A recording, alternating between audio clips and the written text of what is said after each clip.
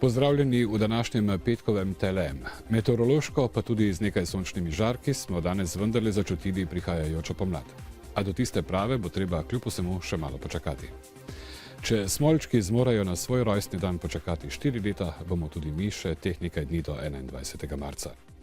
Do tja sta samo še 2 petka, torej 2-krat naše druženje. V današnjih temah pa najprej o učiteljih prostovoljcih, pa o zdravi prehrani, bolj natančno o debelih in suhih, pa še kakšna o novem študijskem programu v Mariboru. A najprej pozdrav dvema gostjama, Nevenki Ali Gerl in Sonji Porgaj. Dober večer obema. Dober večer. Včeraj in danes v Mariboru poteka seminar za učitelje prostovoljce.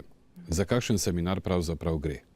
Gre za usposabljanje tistih upokojenih pedagoških delavcev, ki si želijo ostati aktivni in povezani s svojim strokovnim področjem na ta način, da so pripravljeni otrokom iz osnovnih šol pomagati pri premagovanju različnih ovir, ki jih imajo ti otroci pri obvladovanju šolske snovi. Gre pa za usposabljanje v okviru projekta City Volunteers, v katerem je vodilni nosilni partner prav mestna občina Maribor in zato se ta projekt, to usposabljanje, pilotsko odvija prav v Mariboru. Kdo je pravzaprav konkretno organizator tega seminarja? To je Slovenska filantropija, ki kot partnerska organizacija sodeluje v tem projektu. V njem pa seveda smo povezani še z različnimi drugimi izobraževalnimi nevladnimi organizacijami, tako iz Slovenije oziroma iz Podravja, kot tudi iz Hrvaške, natančneje iz obmejne regije, iz varaždinskega in medžimurskega območja. Gre namreč za projekt, ki je sofinanciran s sredstvi Evropske unije preko programa IPA. Gre za samo prijavljanje učitelje ali jih vi vabite na tak seminar? Seveda se vsak prijavi sam. Slovenska filantropija pa seveda preko različnih možnosti, ki jih ima kot nacionalno združenje za promocijo prostovoljstva, vabi vse tiste, s katerimi smo že doslej dobro sodelovali. Obračamo pa se tudi na šole kot take, ne samo na upokojene pedagoške delavce. Obračamo se na različna društva, ki združujejo upokojene pedagoške delavce, na najširšo javnost. Pomembno nam je namreč, da vzporedno z usposabljanjem samih prostovoljcev, se pravi upokojenih pedagoških delavcev, odpirajo vrata za to prostovoljstvo, za to novo obliko prostovoljstva šole. Da šole vedo, kaj lahko s tem pridobijo in da se torej ne bojijo nekih nepotrebnih dodatnih, morda birokratskih obveznosti. Prav, gospa Sonja, vi ste na Ptuju neke vrste primer dobre prakse. Vi ste se že pred časom, še preden so se začeli dogajati takšni seminarji, sami nekako odločili, da bi želeli pomagati. Ja. Odkot ta ideja, kako ste prišli skupaj s filantropijo? Ja, zadnjih 13 let, ko sem bila ravnateljica na osnovni šoli Mladika na Ptuju, sem se večkrat srečevala s problemom, kako vsem otrokom nekako nuditi pomoč. In ko so Ministrstvo za šolstvo ukinjali dodatno strokovno pomoč kot učno obvezo učiteljev in so morali to učitelji delati nad obvezo, se pojavil problem, kdaj ti učitelji lahko pride v kontakt z otroki. Ker mi vemo, da otroci popoldan ali pa pred poukom ne radi ostajajo v šoli. In sem že takrat jaz razmišljala, kako bi se to rešilo. In s mojo svetovalno delo, ko sem najprej na HEC rekla, preden sem šla v pokoj, ko bom pa jaz v pokoju, bom pa jaz hodila pomagati. No, in res, ko je prišel avgust, sem jaz nekako čutila, da ne morem kar prekiniti z delom. Najprej sem šla na Center socialno delo, kjer sem se ponudila kot prostovoljka in tam je takoj so zagrabili to, ker na Ptuju je tudi dnevni center, kjer se ukvarjajo z otroci in jim pomagajo mladi prostovoljci. Pa tudi na šoli sem rekla, če me rabijo, da bom delala in res se je pojavil en taki slučaj. Je bila z vami matematika ob teh prostovoljnih urah, če tako rečem, prijaznejša kot takrat, ko ste učili v razredu? Veste kaj, jaz sem učiteljica, ki sem vedno hotela otrokom dokazovati, da je matematika prijeten predmet in fizika in seveda pa zdaj kot prostovoljka pa še bolj prijetno, ker nisem vezana na neke stroge obveze, ni mi treba ocenjevati učenca, upoštevam lahko razpoloženje otroka pa mene in skratka, meni je lepo bilo takrat v razredu, mi je pa zdaj še bolj prijetno, ja. Kakšen je odziv učencev v teh neformalnih srečanjih z vami? Gre za neka neformalna srečanja na nek način. Ja. Moram reči, da se srečujem dosti tu na šoli, kjer imam za eno učenko pomoč. Ne. Je tako ali tako, sem bila jaz njej ravnateljica 7 let, zdaj 8 po 9 let z njo delam.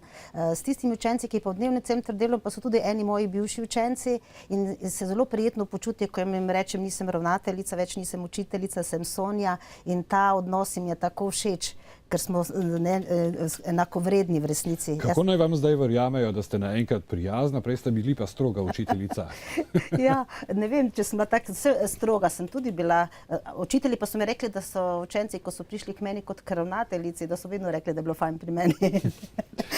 Katera predmetna področja so pravzaprav najbolj zanimiva na tem seminarju? Lahko gre za katerokoli področje, ne samo za katerikoli predmet, ampak tudi širše, za katerokoli področje življenja in dela šole.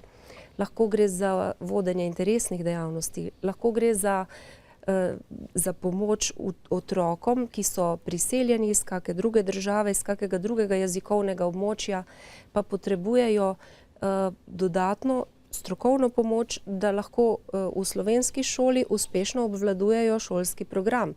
Lahko gre za mentorstvo otrokom, ki želijo delati raziskovalne naloge. Koliko se je recimo včeraj in danes tega seminarja udeležilo učiteljev prostovoljcev?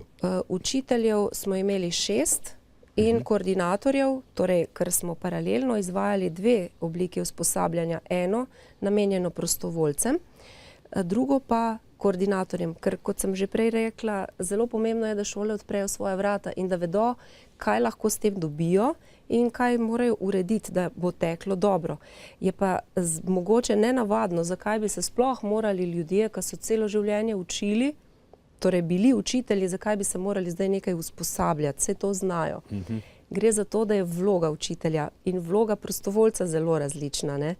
In ne gre za isto stvar. In ravno o tem govorimo na usposabljanju. Samo še zadnje vprašanje za vas, gospa Sonja, čisto na kratko, kakšni so uspehi teh, ki jih zdaj učite?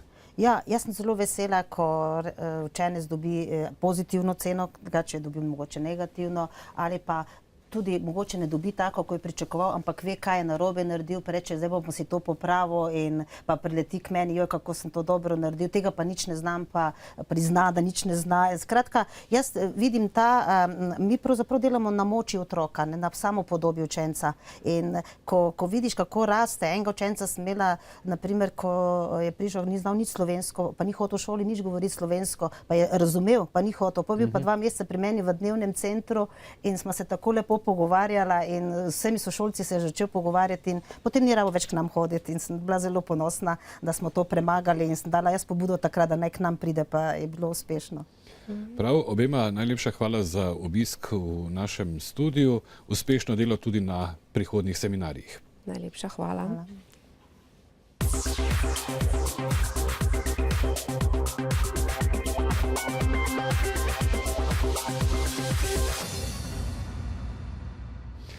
Na nek način ostajamo pri mladih. Teža najstnikov niha. V Evropi je eden od 7 mladostnikov med 11 in 15 letom starosti predebel, še več pa jih je presuhih. Tako pretirana debelost kot suhost pa škodujeta v življenju. Hi, welcome to A to Z.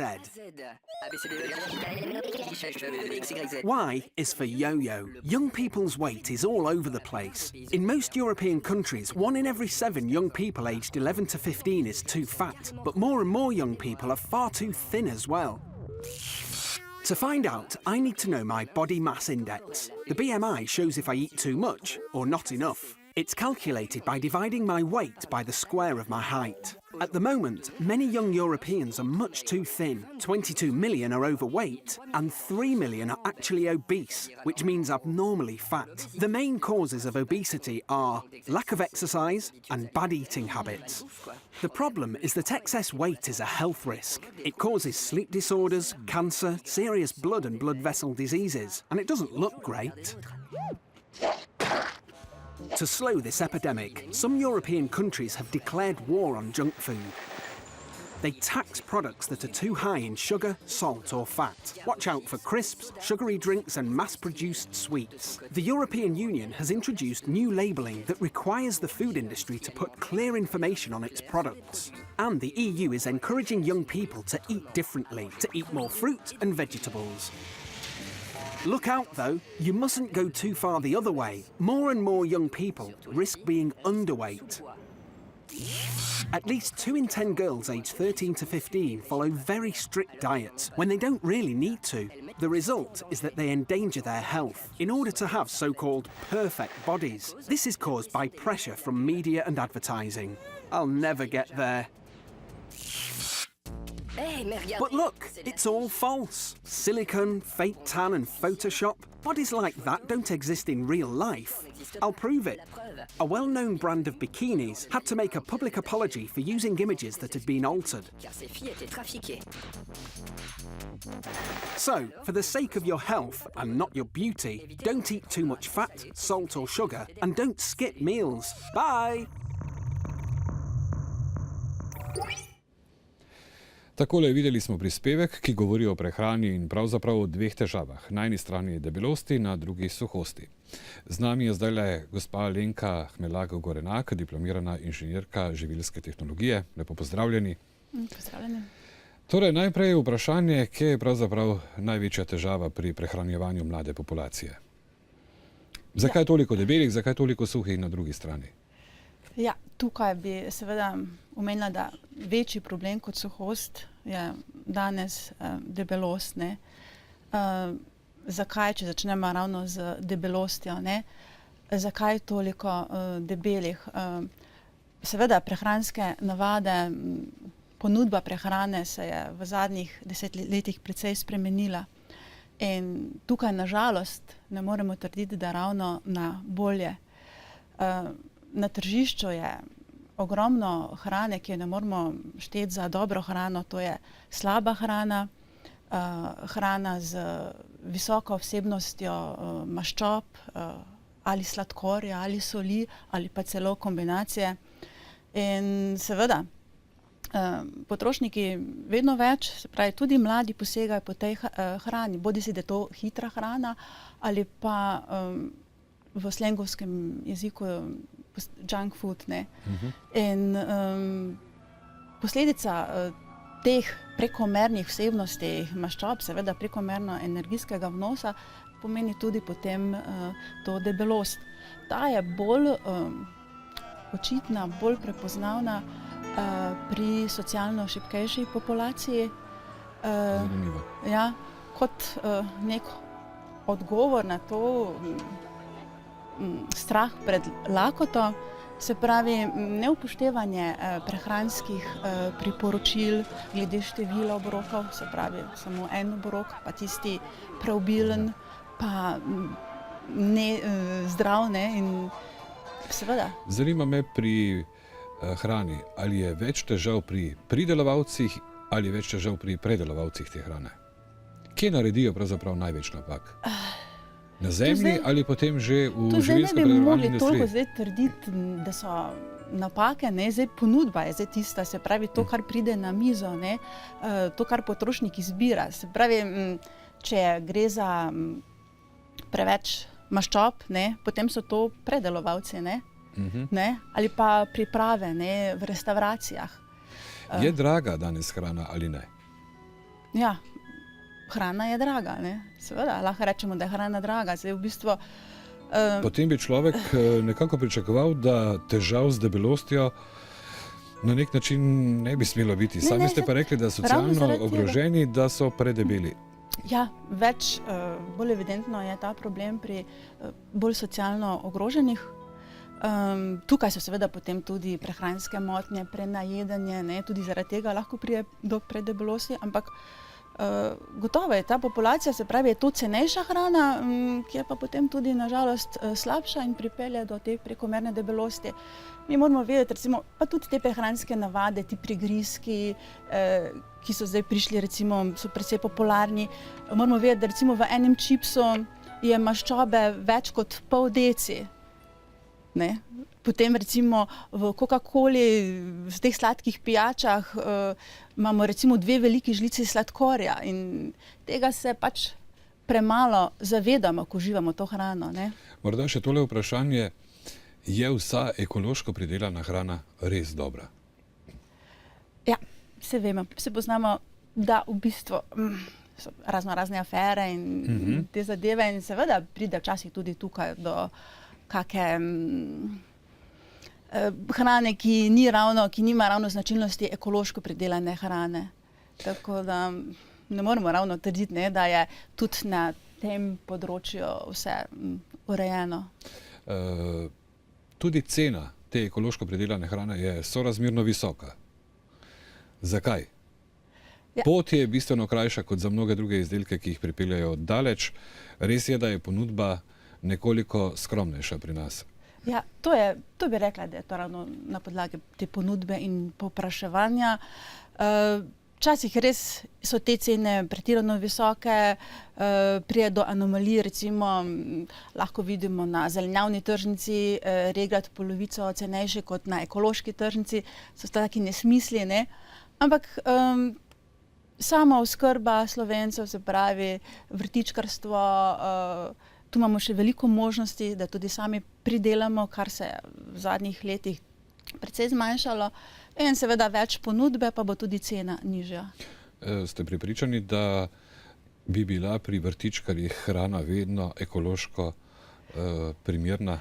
Ne, sploh ni nujno, ne.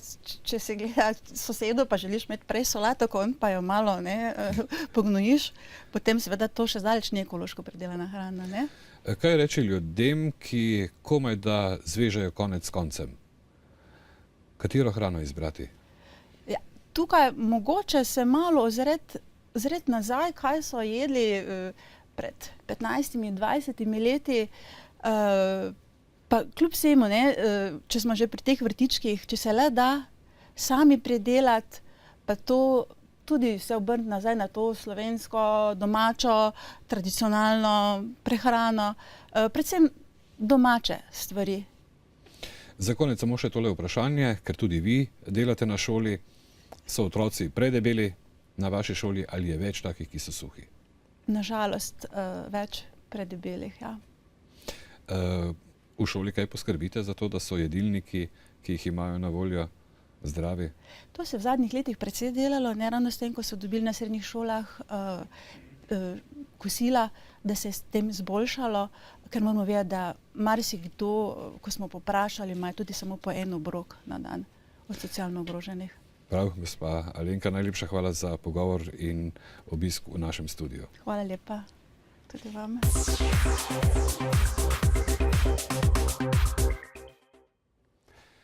Tako v nadaljevanju današnjega TLM, pa še o eni zanimivi temi, pritegniti bi morda utegnila bodoče študente arhivistike in dokumentologije. Ob tej priložnosti gostimo dr. Petra Pavla Klasinca. Najprej seveda nekaj osnovnih vprašanj, tega študija namreč doslej v Mariboru ni bilo, pa tudi sploh ne v Sloveniji, pa še lep pozdrav najprej. Ja, lepo pozdravljeni. Jaz kot star Mariborčan moram s posebnim veseljem poudariti, da je kar po mnogih letih, kar 35 bo že, ko smo v Mariboru, mladi arhivisti, začeli razmišljati o tem, da je znanje, ki smo ga dobili na fakultetah, premalo za upravljanje resnega dela v arhivih. Arhivistika je bila res takrat in še danes nekje v povojih, kot znanost, kot kultura, kot veda, o poslovanju z arhivskim gradivom in preden to postane arhivsko gradivo tudi z dokumentarnim gradivom. Ko smo leta 1985 razmišljali o tem, kaj narediti, smo najprej začeli z inštitutom, ki je danes Mednarodni inštitut arhivskih znanosti Univerze v Mariboru in tudi podoben inštitut ali oddelek tega inštituta kot Mednarodni inštitut arhivskih znanosti Trst, Maribor so sedežem v Trstu.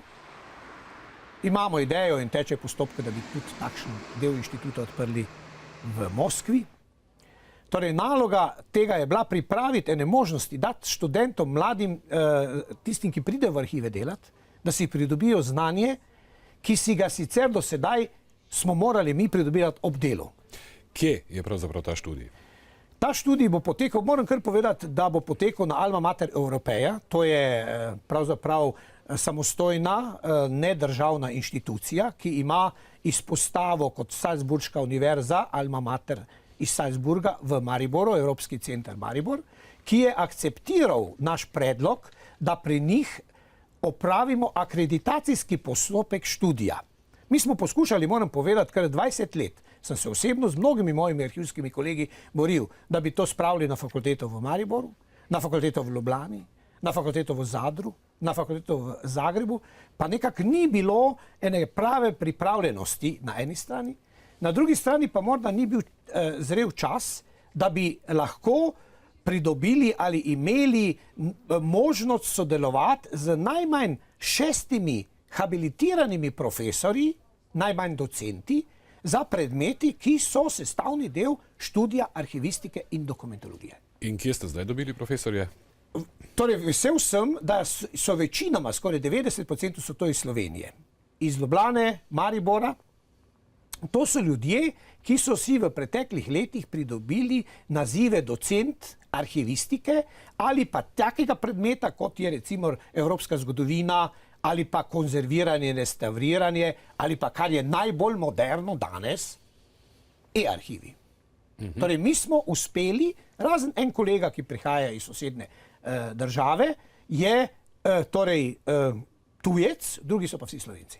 Bili so informativni dnevi, kakšno je bilo zanimanje za obstoječi študij? Ja, moram povedati, da je bila akreditacija sprejeta 20. decembra. Mi smo začeli, torej že napovedali, da to bo, in moram povedati, da sem zelo presenečen, da je po enem mesecu toliko vprašanj. Ta vprašanja prihajajo, kot sem informiran, od ljudi, ki so že na delovnih mestih, ker so v nekih procesih poslovanja z dokumentacijo. In oni čutijo, da potrebujejo nekaj dopolnilnega znanja. Gre torej za drugo bolonjsko stopnjo študija? Drugo bolonjsko stopnjo. Mi pričakujemo, da so to ljudje, ki imajo končano fakultetno izobrazbo, tisti, ki so recimo zgodovinarji, pa recimo pravniki, ali pa recimo imamo tudi geometre in tako dalje, tistim bomo lahko določene predmete priznali. Zgodovinari so tako in tako poslušali del arhivistike. Potem lingvisti imajo tudi neka znanja, ki bomo priznali. Torej, namen tega študija je podiplomski, torej tisti, ki imajo že končano diplomo, 4-letni bojo lažje končali, ker so pač jim bo dosti se priznalo. Tisti, ki pa imajo prvo stopnjo bolonji, bojo pa upravljali študij po. Morda beseda ali dve samo na hitro o tem strokovnem predmetniku. Strokovni predmetnik je sestavljen tako, da bi študenti in da bojo študenti dobili znanja, ki so jim potrebna za poslovanje z dokumentarnim gradivom. Pa naj gre za trenutek, ko dokumenti nastajajo v pisarniškem poslovanju, torej v pisarnah, kjer nastajajo dokumenti tako v pisni obliki, pa tudi v digitalni obliki. Mi smo danes v eni zelo težki situaciji, ker še vedno poslujemo z papirjem, imamo pa že vse te papirje tudi v digitalni obliki. Arhiviranje tega je seveda en proces, ki ga rešujemo tako z strokovnim znanjem, z računalniškimi programi, predvsem pa z angažiranjem in pridobivanjem teh strokovnjakih znanja. Poleg tega poslovanja z dokumenti je treba seveda nekaj vedeti o arhivistiki v teoriji in praksi. Arhivistika je 200 let stara veda. Za konec samo še tole vprašanje, koliko študentov pričakujete v tem prvem letniku druge stopnje Bolonje? Ja, jaz bi bil bolj vesel, če ne bi bilo tega preveč. To me sicer moj šef ne bo najbolj z veseljem čul, ampak ker smo začeli, se bi radi in se bomo vsakemu študentu posvetili z vso našo aktivnostjo. Da ne bomo brali in aktualnih informacij, ki jih zdaj dobivamo, da so diplomske naloge ene za drugo, ali copy-paste, ali nepravilno citiranje in tako dalje. Mi, saj jaz osebno, ki bom ta študij vodil, ne bi rad imel prevelikega števila, ker to potem se nam lahko zgodijo tudi napake. Gospod Klasinc, najlepša hvala za tale pogovor in uspešno delo pri novem študiju. Vam lepa hvala, ste me povabili in vas vabim k študiju. Hvala lepa. Nasvidenje. Svidenje.